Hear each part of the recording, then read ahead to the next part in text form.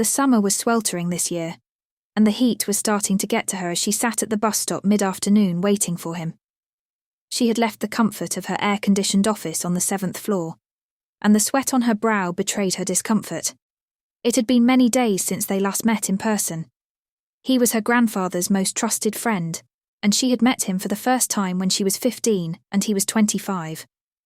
Her grandfather had once told her that he would marry her off to Mr. Sim if she disobeyed him. Family honour was of utmost importance to her grandfather, and he did not believe in romance or relationships outside of marriage. She knew she was expected to marry someone her grandfather had selected, and she had never had a problem with that. Her grandfather understood her well enough to know what she liked and disliked. She had witnessed the tragic end of her parents' love marriage. She wanted to follow in her grandparents' footsteps and enjoy the peaceful harmony that existed in their marriage. She had admired them and wanted to emulate them. However, all her dreams were shattered, and everything was taken away from her by the monsters that betrayed her grandfather. The world may have forgotten, but I will never forget what happened 10 years ago, Nana, she thought as she wiped the sweat from her forehead.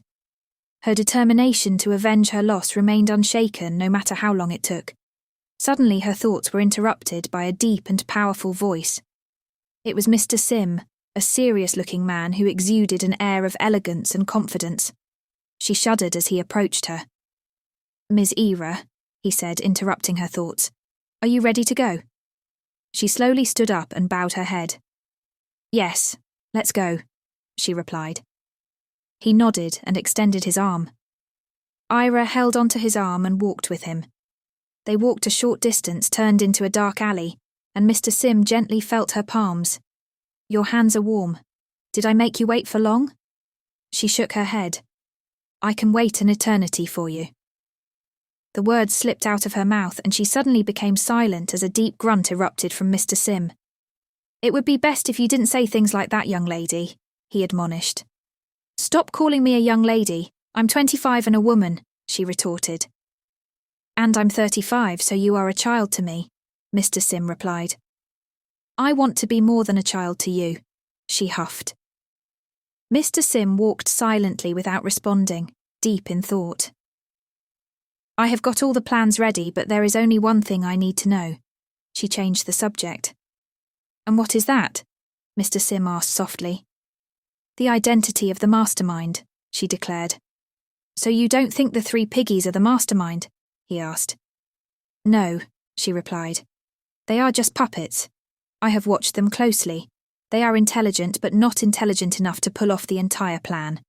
There is someone behind them, someone they call Mr. E." "Mr. E?" he asked. "I never heard that name before." "I overheard a conversation 3 days ago while in the office of Piggy number 1. Piggy 2 had called and informed that Mr. E had arrived and wanted to meet them all immediately. At that time, I was curious about who Mr. E was. However, yesterday I overheard Piggy 1 complaining to Piggy 3 that Piggy 2 was trying to impress Mr. E and behaving like he was superior to them. Piggy 2 had delivered Mr. Ashen, my grandfather, to Mr. E on a silver plate, which is why he is trying to gain his favour. Mr. Sim gasped. Yes, exactly how I reacted. I always felt disconnected in their deception, but Mr. E answers all my questions, she declared. Mr. Sim felt his heart pounding in his chest. He knew that Ira would do whatever it took to get what she wanted, and this new information was not good news. "What do you plan to do?" he asked. "I have been thinking about it a lot, and this might be my only chance to meet Mr. E and get to know the entire truth to fill in the gap." She paused, and so did he.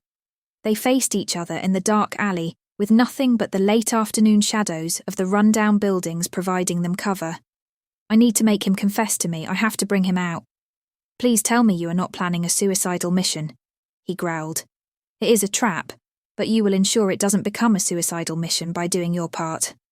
"Ira, no," he started. She raised her hand and stopped him. "I have already made the arrangements and I'm not changing my mind." Mr. Sim ran a hand through his thick, shiny hair, mesmerising Ira. She looked at him in a daze as his handsome face closed the gap. He stared deep into her eyes. "What can I do to make you stop?" he asked softly, trying to pour all his emotions into her.